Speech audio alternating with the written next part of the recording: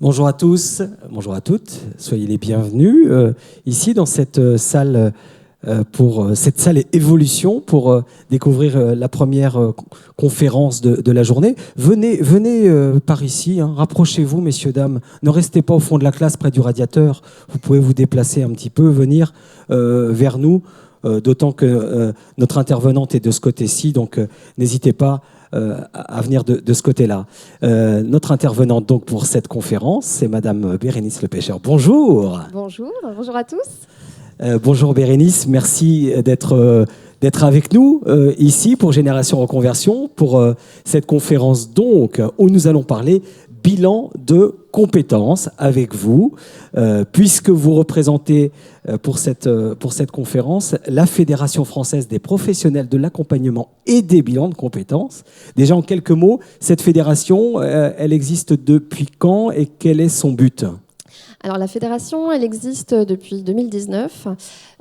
Son objectif, elle en a plusieurs, mais son objectif principal, c'est donc de fédérer un ensemble d'acteurs du bilan de compétences autour de valeurs communes et d'une envie de délivrer des prestations de grande qualité en matière de bilan de compétences. Donc c'est notre objectif principal.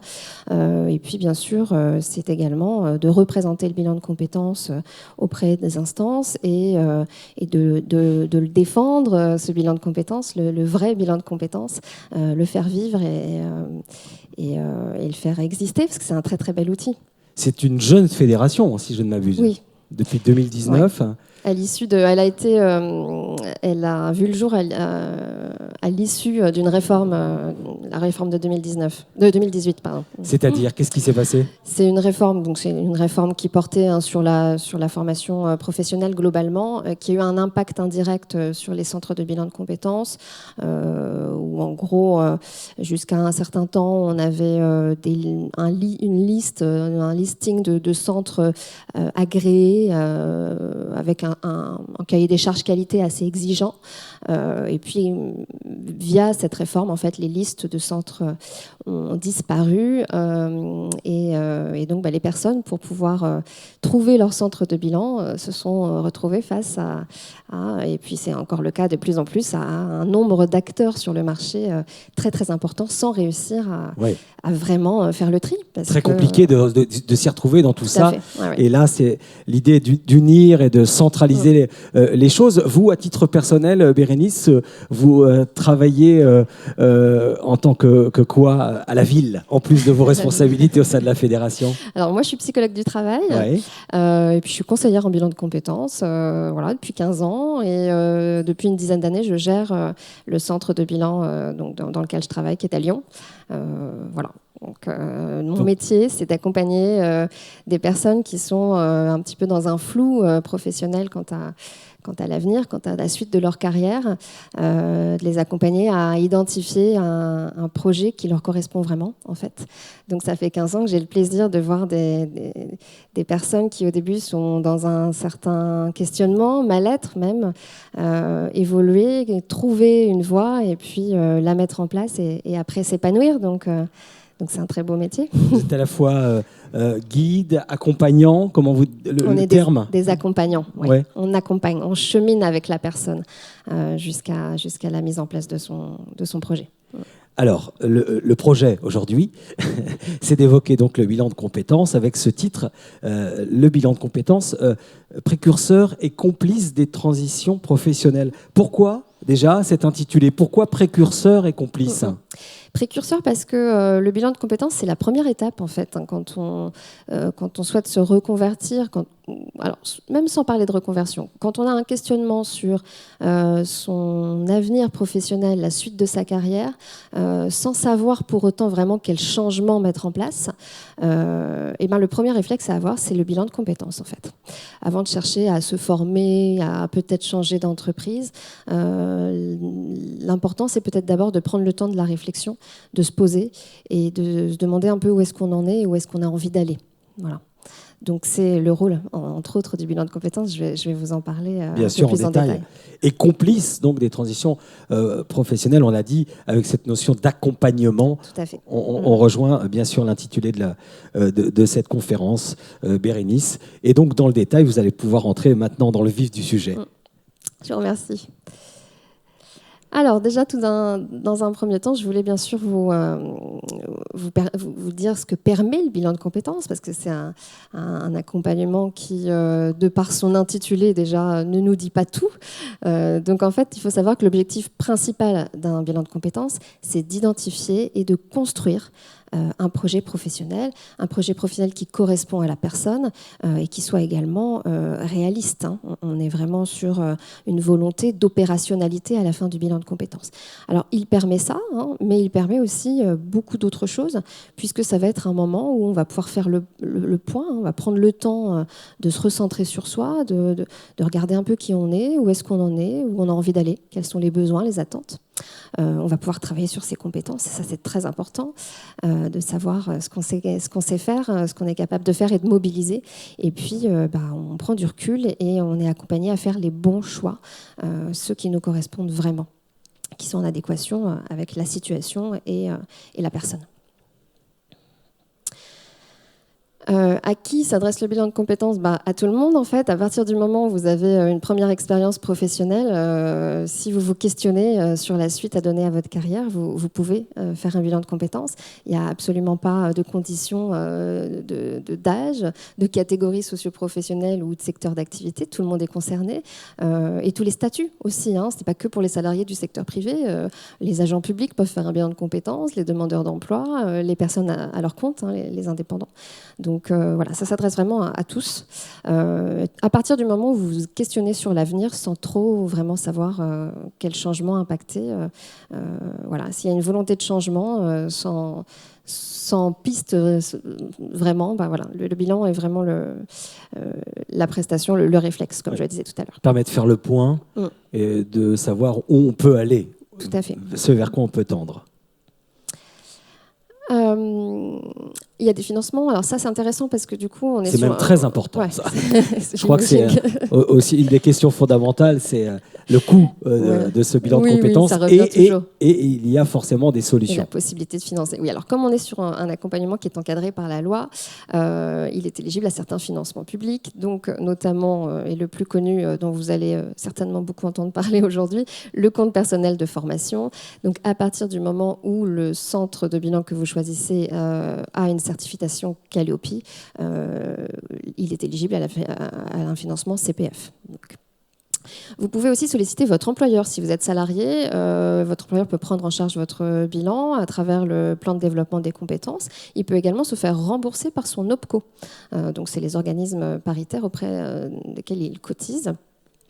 Bien sûr, vous pouvez prendre en charge personnellement votre bilan de compétences si, par exemple, vous n'avez pas de fonds CPF ou vous n'avez pas très envie d'en parler à votre employeur. Et Pôle emploi, parfois, Pôle emploi prend en charge aussi des bilans de compétences. Il faut monter un dossier, passer en commission. C'est ce que je vais vous dire, comment ça marche, parce que vous dites parfois. Oui, parce que c'est loin d'être systématique, puisque Pôle emploi propose aussi des ateliers voilà, avec leurs propres outils, leurs propres prestataires. Donc ça peut être complémentaire, l'un n'empêche pas l'autre. Tout à fait, alors absolument. Oui. Le bilan de compétences n'étant pas proposé par Pôle emploi directement, souvent il est complémentaire, effectivement. Et donc voilà, il faut constituer un dossier et passer en commission et vous pouvez prétendre à un financement. Ce qui est intéressant aussi, c'est qu'il y a cette notion d'abondement. Alors l'abondement, ça veut dire que par exemple, si sur votre compte CPF, vous n'avez pas la somme, et je vous en parlerai de la somme, vous n'avez pas la somme dédiée à réaliser votre bilan de compétences, vous pouvez donc demander par exemple à votre employeur d'abonder, donc ça veut dire de compléter. Vous pouvez aussi demander à Pôle emploi, si vous êtes demandeur d'emploi, de compléter. Ça, c'est un peu plus fréquent aussi que le financement total. Et puis, vous pouvez personnellement aussi, bien sûr, compléter la somme manquante sur votre compte.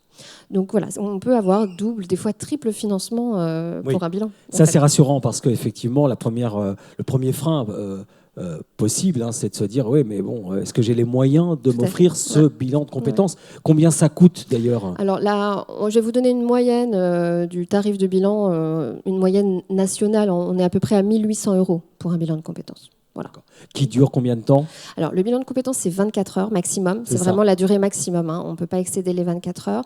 En général, c'est sur 3 à 4 mois, à raison de séances. Alors ça varie selon les centres, mais des séances de 1h30, 2 heures, voire 3 heures, toutes les semaines, tous les 10 jours, tous les 15 jours. Il y a quand même un rythme assez volontairement soutenu pour rester dans une dynamique, en fait, pour être vraiment dans une dynamique de réflexion. C'est donc un budget quand même, hein. Effectivement, tout le monde ne peut pas consacrer 1 800 € à ce bilan de compétences. Il est d'autant plus intéressant de pouvoir avoir des financements, des aides. Absolument. Et comme on le voit, elles existent. Tout à fait. Et donc, comme on ne fait pas un bilan non plus tous les ans, c'est important de bien choisir son centre de bilan. Comment on fait? Donc, c'est très important parce qu'effectivement, on a en 3-4 ans, le nombre de centres de bilan en France a été multiplié par 3. Donc aujourd'hui, il y a une offre sur le marché qui est conséquente. Il y a beaucoup de choses très, très différentes. Comme dans tout domaine, il y a aussi des choses plus ou moins sérieuses. Donc, un des rôles de la fédération, c'est aussi de faire attention à ça, hein, d'aider aussi les personnes à trouver le bon organisme selon certains critères. Alors moi, le premier conseil que je vous donnerais, c'est de regarder autour de vous. Est-ce que dans mon entourage, des personnes ont fait des bilans de compétences? Est-ce qu'elles en sont satisfaites? Et est-ce qu'elles me recommandent un centre? L'employeur peut aussi recommander un centre de bilan, hein. Si des collaborateurs ont réalisé un bilan de compétences et en sont satisfaits, voilà, l'employeur peut aussi proposer. Alors si vous n'avez pas dans votre entourage des personnes qui peuvent vous faire un retour d'expérience, vous allez donc vous lancer dans des recherches. Il y a 2-3 éléments auxquels il va falloir effectivement être assez vigilant. Dans un premier temps, l'expérience du centre, dans le sens où il est important quand même de choisir un organisme qui existe depuis quelques années, quand même, qui a de la bouteille, je vais dire. C'est-à-dire peut-être pas un organisme qui a profité de cette réforme de la formation il y a 2-3 ans pour s'installer. Donc regardez l'expérience, regardez si l'organisme affiche clairement comment il personnalise le bilan de compétences, parce que c'est un accompagnement qui doit être personnalisé. La loi demande à ce que ce soit personnalisé. Donc comment est-ce que cet organisme fait? En général, ils le mettent sur leur site internet. Les critères de déontologie sont très, très importants. Ils doivent être aussi affichés. Donc quand je parle de déontologie, je parle bien sûr de confidentialité. C'est un accompagnement qui est complètement soumis au secret professionnel. Donc on est dans une grande confidentialité. Même si c'est votre employeur qui finance votre bilan de compétences, l'employeur n'a aucune information sur ce qui se fait ou se dit pendant votre bilan. Il n'aura pas accès aux résultats, quel qu'il soit. Rien du tout. Ça, c'est rassurant. Il aura juste la facture. Et il la paiera. Donc voilà, donc par exemple, confidentialité, secret professionnel, respect de votre consentement, bienveillance, bien entendu. Et puis, regardez les certifications qualité. On parlait de Calliope tout à l'heure, mais il y en a d'autres qui sont plus exigeantes à l'échelle nationale ou régionale. Et notamment, voilà, le fait aussi de choisir un centre de bilan qui est adhérent de la FFP-ABC, ça garantit quand même un niveau de qualité supérieur, puisque pour adhérer à la fédération, il faut quand même prouver un certain nombre d'éléments de qualité, de contenu, d'outils. Ça se comment dire, matérialise comment? C'est marqué forcément sur leur plaquette, leur devanture, membre de la fédération. Oui. Tout simplement. Oui, tout à fait. Il y a un label, il y a un petit macaron. Voilà, c'est ça.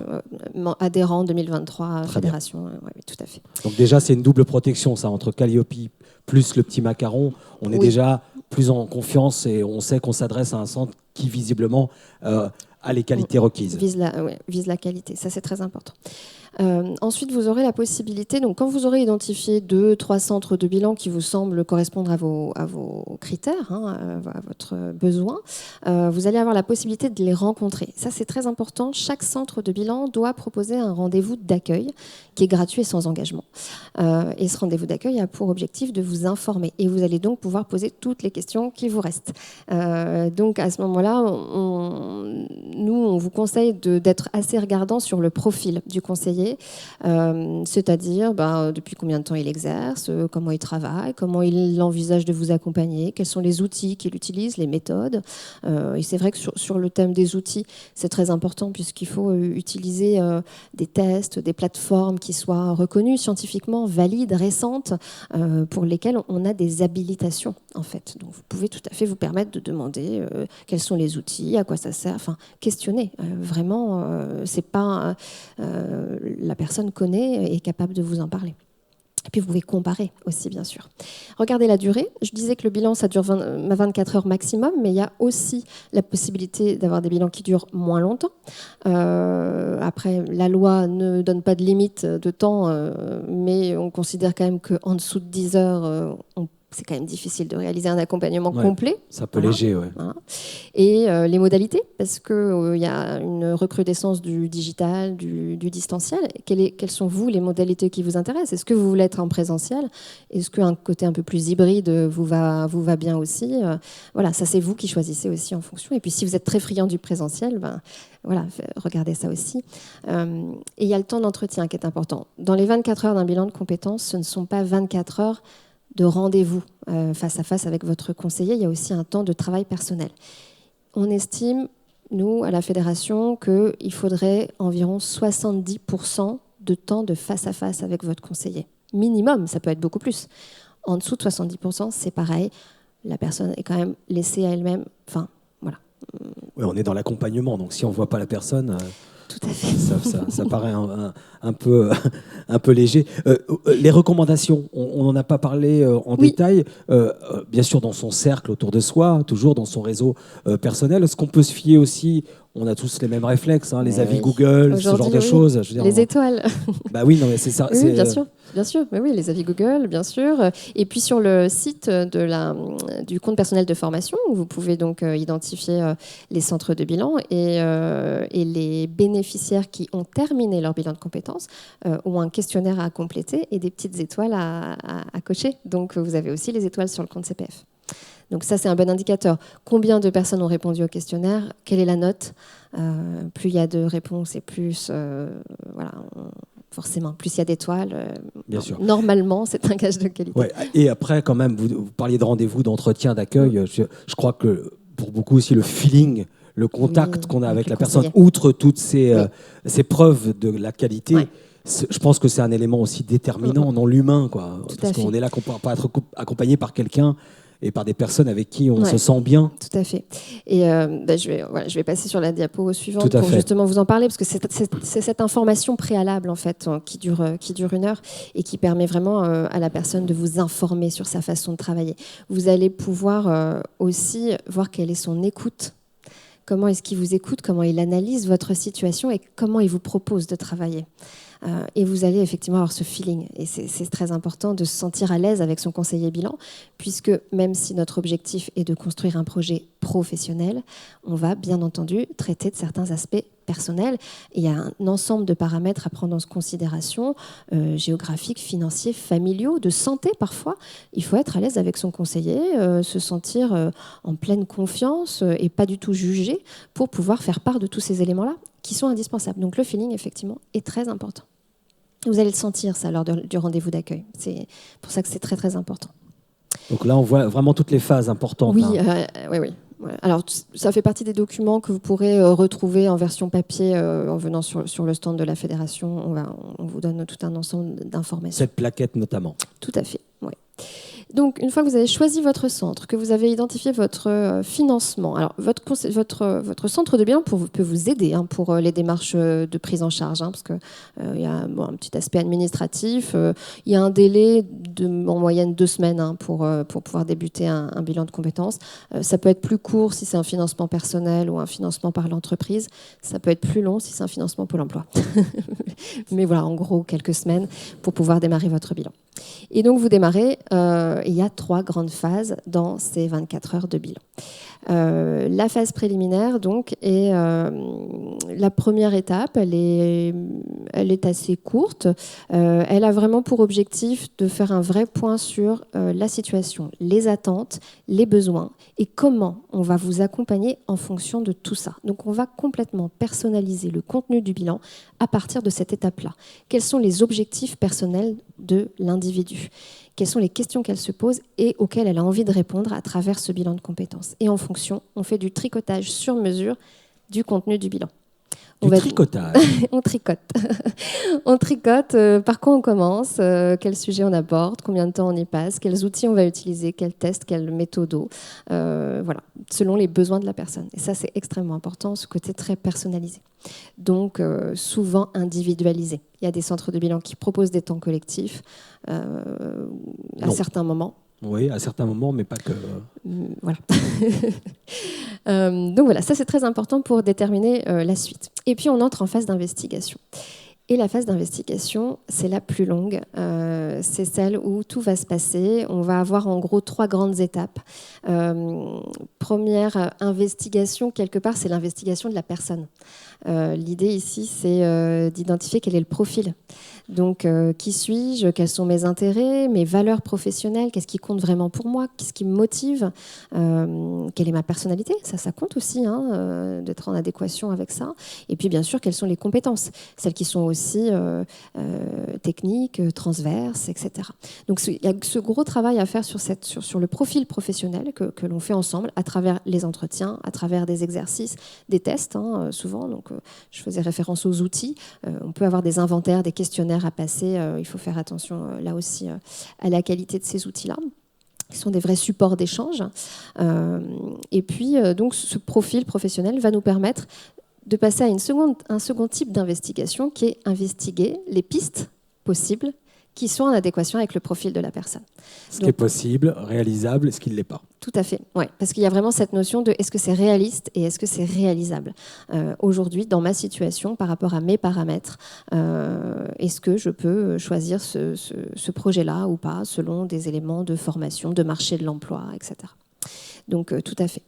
On va aussi vous proposer une investigation terrain, c'est-à-dire qu'au-delà de recherche documentaire que vous ferez, et là aussi le centre de bilan doit vous mettre à disposition une documentation fiable, sérieuse, récente, très complète, mais au-delà de ça, c'est important de se détacher de toute cette documentation et d'aller sur le terrain pour rencontrer des personnes qui exercent les fonctions qui vous intéressent, en fait, pour vraiment aller échanger avec elles, voir si vous vous projetez dans ces métiers, si ça confirme votre idée ou pas. Donc une période qu'on appelle souvent les enquêtes professionnelles, donc, qui est très importante pendant le bilan, qui est encadrée, accompagnée par le centre. Ça dure combien de temps cette phase ? La période des enquêtes métiers, elle prend bien un bon mois, en fait, sur les 3-4 mois du bilan, parce qu'il faut la préparer, il faut vraiment réfléchir aux questions pertinentes qu'on va poser, quelles sont les infos qui me manquent, est-ce que je dois demander des exemples, il faut rencontrer les personnes, il faut débriefer aussi avec votre conseiller après pour extraire toute la subjectivité, parce qu'on est sur des échanges entre êtres humains, donc il y a forcément des petites choses qui inconsciemment aussi peuvent biaiser le choix. Donc, on n'est pas toujours les mieux placés pour avoir du recul sur soi-même. C'est ça. Donc le débrief sert aussi à ça, et puis donc à prendre la meilleure décision. La personne prend la meilleure décision selon tout le travail qu'on aura réalisé depuis le début du bilan. Donc selon son profil, selon la faisabilité, selon son ressenti, ce qui lui semble le plus pertinent, le plus logique et le plus faisable à ce moment-là. Et donc on va construire ensuite des plans d'action. Donc ça c'est la fin de la phase d'investigation, l'étape la plus pragmatique dans le sens où c'est vraiment très pratico-pratique. Qu'est-ce que je fais ? Je commence par quoi ? Auprès de qui ? Comment ? Et si ça ne marche pas, je fais quoi ? Parce qu'il faut toujours avoir des plans B, donc des scénarios alternatifs. On essaie d'anticiper la moindre démarche que la personne va devoir faire pour atteindre son objectif métier. On peut avoir, à l'issue d'un bilan, on peut avoir 1 ou 2 projets. On peut travailler sur 2 projets en parallèle. Certains centres de bilan à ce stade proposent aussi ce qu'on appelle un regard croisé ou un regard pluriel. Ça veut dire la possibilité d'aller expliquer son projet à un autre conseiller qui n'aura pas connaissance de tout ça, pour avoir ce regard extérieur et des conseils complémentaires. C'est très intéressant. Ça consolide le projet et ça fait un effet miroir. Donc c'est très intéressant pour tout le monde. Et puis la phase de conclusion, donc, on va s'approprier tout ce qui a été fait et dit pendant le bilan, finaliser, parce que 24 heures, ça passe très vite au final, donc on finalise les dernières petites choses, et puis on va clôturer le bilan en vous remettant un document de synthèse qui reprend toute la réflexion, tout le cheminement, les projets, les plans d'action, enfin la synthèse, c'est vraiment le reflet écrit de ce qui s'est passé durant le bilan de compétences. Donc voilà, on remet ce document officiellement et puis on en profite pour planifier le suivi puisque même si à ce stade vous avez tout ce qu'il faut pour mettre en place, on va se revoir quand même quelques mois plus tard pour prendre des nouvelles et voir comment les choses prennent forme. C'est important pour nous et ça peut permettre aussi aux personnes d'ajuster, d'affiner selon ce qui s'est passé. Donc, on n'est pas lâché dans la nature tout seul. Non, et puis nous, on aime bien avoir des nouvelles de nos bénéficiaires, savoir comment les choses prennent forme. C'est la concrétisation de notre accompagnement aussi, donc voilà, on aime bien. Voilà, donc à la fin d'un bilan de compétences, vous avez beaucoup d'options. Toutes les natures de projets sont possibles en fait. On pense souvent à la reconversion, mais pas que. On a des mobilités internes, externes, donc on change d'entreprise éventuellement. Il y a beaucoup de personnes aussi qui partent vers la formation. Alors la formation, pas forcément toujours pour se reconvertir. Des fois, c'est pour justement être mobile en interne ou en externe. Des fois, c'est pour monter en compétences, accéder à d'autres types de postes. Tout comme la VAE, donc la validation des acquis par l'expérience, elle aussi peut permettre de se positionner sur d'autres types de postes. Maîtriser des nouveaux outils. Tout à fait, ouais. Et puis voilà, il y a aussi une question de confiance en soi, grâce à... Puis on évolue dans sa vie personnelle, professionnelle, et on aspire à d'autres choses au fur et à mesure, effectivement. Et on a donc des personnes qui créent leur entreprise également, et on peut même avoir des projets parallèles, donc des personnes qui restent salariées, mais qui créent leur entreprise à côté. Enfin voilà, il y a plein de choses, tout est possible, et c'est ça qui est bien, quoi. Ça correspond vraiment à la situation de chacun.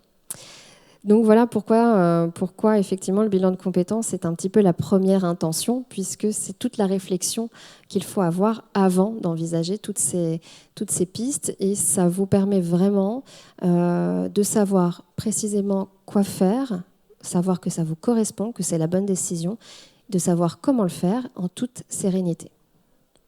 Et avec qui le faire. Et avec qui de préférence.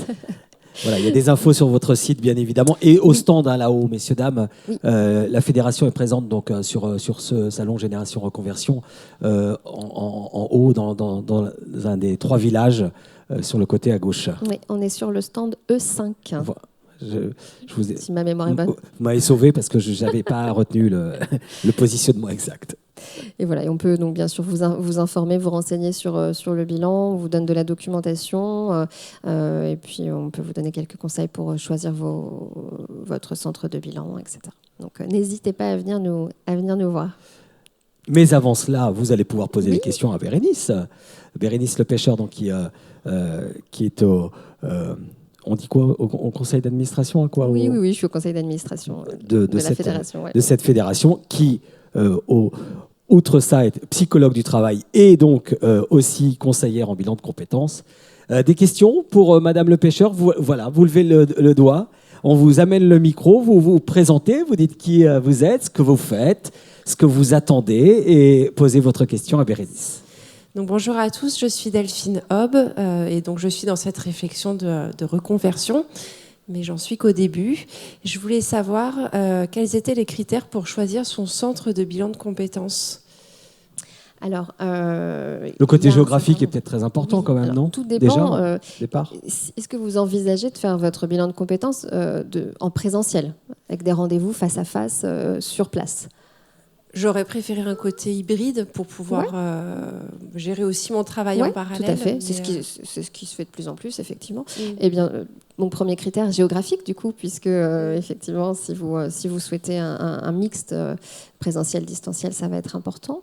Sur les aspects pratiques, il y a une question d'horaire aussi, tout simplement, parce que si vous êtes salarié, il faut que ce soit aussi compatible avec votre temps de travail. Il ne faut pas que ce soit une contrainte de se rendre à son bilan, ça doit être un plaisir.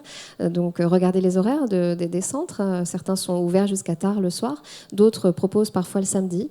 Donc, ça peut être aussi un critère, le midi, tôt le matin. Enfin, voilà, il y a une grande flexibilité quand même normalement dans nos métiers. Et puis, alors vous verrez si vous venez voir sur le centre, on a tout un document sur comment bien choisir son centre de bilan avec tous les critères. Donc, on vous donnera ce document. Pour résumer, l'expérience du centre, la qualité des outils utilisés, des méthodes,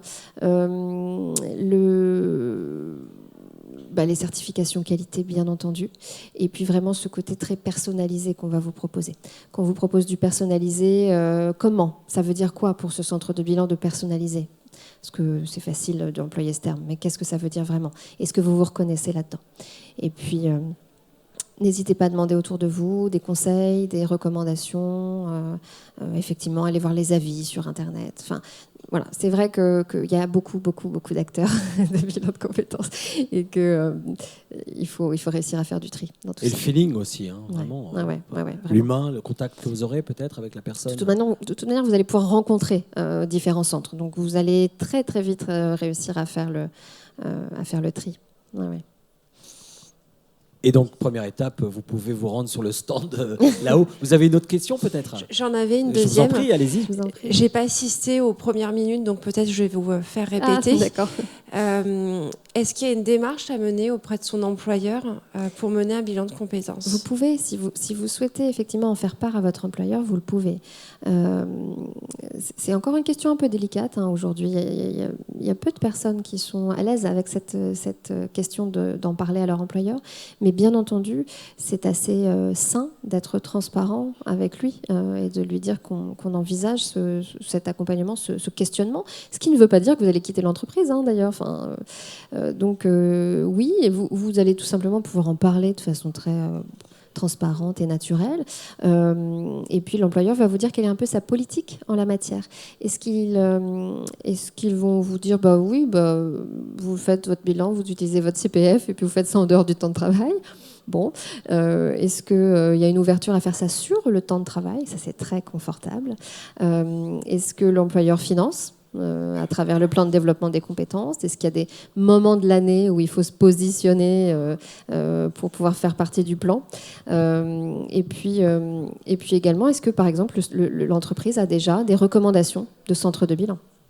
Il y a des structures, des entreprises qui travaillent privilégieusement. Ça se dit privilégieusement, non ? Priorité. qui ont des partenaires, quelque part, des centres avec lesquels ils travaillent. Ils ont l'habitude de travailler. Donc, oui. Donc, vous pourrez peut-être avoir d'autres éléments de réponse en allant faire un tour sur le stand de la fédération. D'autres questions, messieurs, dames ? N'hésitez pas, profitez que Bérénice est là pour vous, dans cette salle. N'ayez pas peur, ça va bien se passer. Posez vos questions. Voilà. Donc, à chaque fois, vous nous rappelez qui vous êtes, que vous faites, quelles sont vos attentes et votre question. Merci. Vous m'entendez ? Très bien. Bonjour, merci beaucoup pour la présentation. Je m'appelle Lydia, j'accompagne ma maman aujourd'hui. Et j'avais une question, du coup, vous parliez du site ffpabc.com. Du coup, ça veut dire que vous proposez vous-même des bilans de compétences ou... Oui, en fait, la fédération... C'est .com ou .org ? .org, ouais. J'ai écrit .com. Mais... Vous nous trouverez. Justement. Vous nous trouverez quand même. Vous nous trouverez. Oui, la fédération réunit environ 130 acteurs au national de bilan de compétences qui, du coup, sont fédérés autour de valeurs communes et d'un engagement qualité commun. Donc, sur le site, vous allez retrouver l'annuaire des adhérents. Donc vous pouvez sur la carte voir selon les régions, les villes, où se situent les différents adhérents de la FFP-ABC. Tout à fait. Vous êtes où physiquement, vous ? En banlieue parisienne. Dans quelle ville ? À Antony. À Antony, bon, en Essonne, il doit y avoir... Oui, vous avez des Haute-Seine. centres... Haute-Seine. Enfin, c'est à la limite, c'est vraiment la frontière. Oui, vous avez des centres de bilan en Île-de-France. Il y a beaucoup d'acteurs, oui, bien sûr. Ok, merci beaucoup. Je vous en prie. Allez-y, messieurs, dames, des questions pour Bérénice Le Pêcheur? Vous levez le bras et hop, on vous apporte le micro. Merci. Bonjour, je m'appelle Bonjour. Franck. Petite question. Donc, si un organisme n'est pas sur votre site, est-ce que ça veut dire qu'il ne faut pas y aller? Non. Ok. Non, ça ne veut pas dire qu'il ne faut pas y aller. Ça ne veut pas dire qu'il faut pas y aller. Il y a encore alors, on a beaucoup de demandes d'adhésion ces derniers mois. Il faut faire le tri, quoi. Faut Voilà, pas se c'est tromper, du hein. travail. Moi, je suis Ouais. personnellement dans la commission des adhésions, justement. Donc, je fais le tri des acteurs de bilan de compétences qui souhaitent rejoindre la fédération. Ça veut dire combien de demandes par mois, par exemple? Là, en ce moment, on en traite une trentaine, là, en Ouais. ce moment. Voilà. Donc, non, ça ne veut pas dire qu'il ne faut pas y aller. Il faut reprendre exactement les mêmes critères que l'on vous donne. Ça veut dire que tout simplement, peut-être cet organisme ne nous connaît pas encore. Hein, on est une jeune fédération, ne nous connaît pas encore, ou n'a pas envie d'adhérer pour d'autres raisons. Enfin, mais du moment On se fie à quoi dans ce cas-là? Si monsieur, on se fie aux critères, oui. ouais, sur les critères, comment être sûr de ne pas tomber sur un centre qui ne va pas offrir les prestations qu'on attend? On va se fier aux critères, on a tous ceux que j'ai pu énumérer Oui. et que vous pourrez récupérer sous forme de documents. On va se fier à la qualité, on va se fier une fois de plus encore aux avis, à la durée d'existence. Voilà, et puis vraiment, rencontrer, ne négligez pas cette étape de rendez-vous préliminaire, d'un rendez-vous d'information qui est gratuit et sans engagement en plus. Donc, en général, on n'en rencontre pas 10 non plus, mais ça va vraiment vous permettre de vérifier tous ces points-là. Et nous, on a l'habitude de voir des personnes arriver avec des listes de questions. Donc, il n'y a aucun problème. Posez toutes vos questions pour être assurés. Non, je vous dis ça parce que justement, j'ai trouvé un organisme, j'ai signé avec un organisme. D'accord. Et justement, je ne le voyais pas sur le site, donc c'est pour ça. Rassurez-vous, ça ne veut pas dire qu'il est mauvais. Non, parce que ça fait longtemps qu'il existe, ça fait une trentaine d'années. C'est ça, c'est ce que j'allais vous demander. Voilà. J'avais fait des recherches comme en amont. D'accord. Non, mais... Merci. Merci.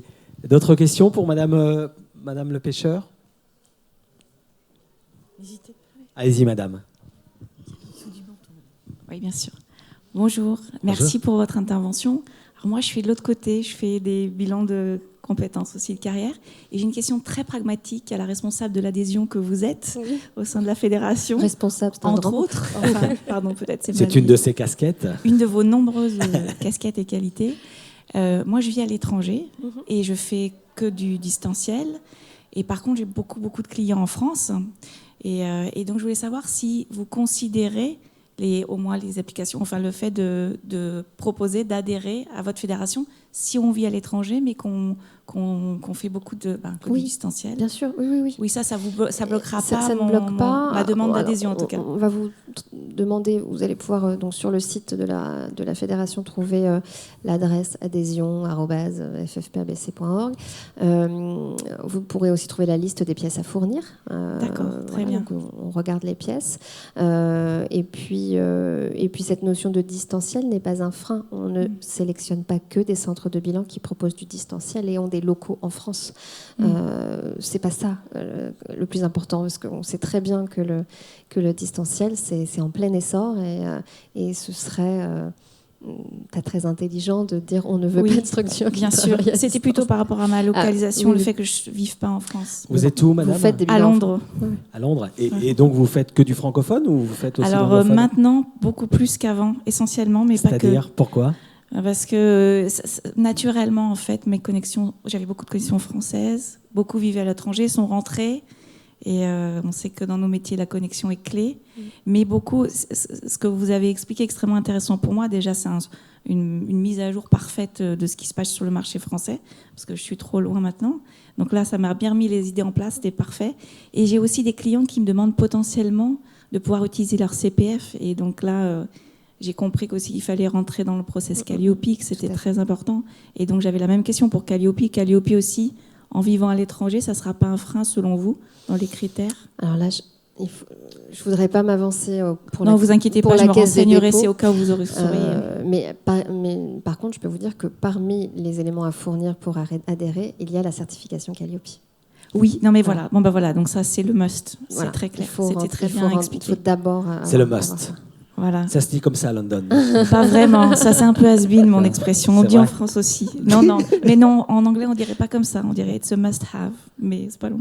Ok. Alors, pour le cours d'anglais, on va repasser. Vous êtes parfait, vous ne vous inquiétez en pas. tout cas, Merci en tout cas. Merci. Bah oui, et pour vous, juste moi une question. Pour vous, d'avoir ce référencement, ça peut changer quelque chose dans vos activités? Bien sûr. Ouais. Et ça résonne avec un coach qui est dans votre liste, d'ailleurs, que je viens de vérifier, qui est une de mes amies, qui est dans votre association et qui m'en a parlé hier. Et je me suis dit, OK, vous le dites, elle le dit, là tout résonne, il faut vraiment que je sois hyper pro jusqu'au bout. Il y a un très très gros travail de veille juridique et informationnelle, avec des newsletters toutes les semaines qui sont très très bien faites. Et ça, pour nous, professionnels du bilan, c'est de l'or, parce qu'on n'a pas toujours le temps d'être en veille. Et il y a énormément de choses qui bougent au niveau de la loi. Il faut absolument qu'on soit au courant de ce qui se passe. Et grâce à la fédération, on reçoit toutes les informations. Ils ont déjà fait le tri pour nous, donc ça, c'est quand même mais ça, c'est formidable. Je vous remercie parce que vraiment, cette présentation est extrêmement utile, très pédagogique, et vous présentez hyper bien. Donc c'est très agréable. Le duo marche bien. Merci infiniment. J'étais pas prévu. Écoutez, je suis là en sparring partner. Sparring partner. Voilà. Et merci d'avoir fait le déplacement jusqu'à nous. Alors, oui, j'étais là et j'ai vu l'affiche dans le métro et je me suis dit, il faut que je vienne jusqu'à vous. Parce que, voilà, pour des personnes... Et moi, j'ai fait un bilan de compétences il y a quelques années, qui a changé ma vie aussi.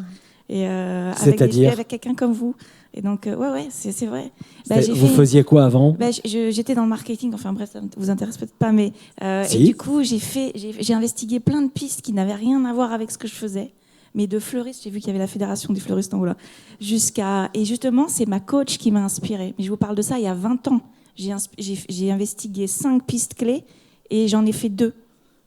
Mais ça m'a vraiment ouvert mais des horizons. Ça m'a permis de réfléchir à moi, j'étais très jeune et j'avais pas forcément le background à l'époque. J'avais pas le recul. Et ça a été clé d'avoir quelqu'un comme vous qui m'a tendu la main et qui m'a fait passer vraiment une étape clé. Et je m'en suis servi même après. Je m'en suis souvenue. Je me dis, mais tu avais dit que tu voulais faire ça, c'est maintenant. Maintenant, tu vas faire ça. Parfois, l'action n'est pas immédiate. On se forme, voilà.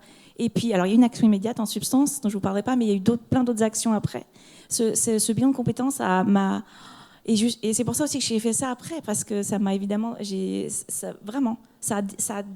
En fait, on est collé au plancher, on ne sait plus quoi faire, on est collé. Et là, il y a quelqu'un qui, tout à coup, qui nous envoie un miroir et nous dit, bah voilà, mais t'es capable, et t'as fait ci, et t'as fait ça, et qu'est-ce que t'as envie de faire? Et on élabore, comme vous l'avez hyper bien expliqué, le projet professionnel. On va voir des gens qui ont fait la même chose, des gens qui nous inspirent et qui vont nous inspirer à aller au-delà. Et j'ai bien aimé ce que vous avez dit aussi sur la critique, parce qu'on est des êtres humains qui nous parlons pendant les entretiens réseau. Et c'est bien d'avoir le recul de quelqu'un, parce que nous, ça nous aide à faire une sorte d'audit de ce qu'on aimerait faire, mais il faut quand même le recul de l'accompagnant, comme vous l'avez bien dit, parce que sinon on est paumé. Quoi. Faire les choix pour des bonnes raisons. Ouais. Merci beaucoup pour votre témoignage, il est très précieux, parce que vraiment on sent... voilà, c'est pour ça que je fais ce métier, c'est pour avoir des témoignages comme ça, et c'est tellement beau d'entendre ça. Effectivement, le bilan de compétences, quand il est bien réalisé, c'est un très très bel outil, vraiment. Un bel outil, un outil qui peut changer des vies, comme disait Madame, et effectivement, moi je ressens que ça peut aussi se rassurer sur la personne que l'on est, qui on est, ce qu'on veut faire, ce qu'on va faire, et ce qui est bon pour nous. Est-ce qu'on est capable de faire? Capable de faire. Moi, je ne sais rien faire que parler dans un micro, par exemple. Vous le faites bien, c'est déjà beaucoup. Bon, c'est vrai que le boost de confiance que donne le bilan de compétences, c'est pas juste qui on est, on veut aller, c'est le fait d'avoir ce regard positif sur nous. Ça fait un bien complètement dingue, quoi.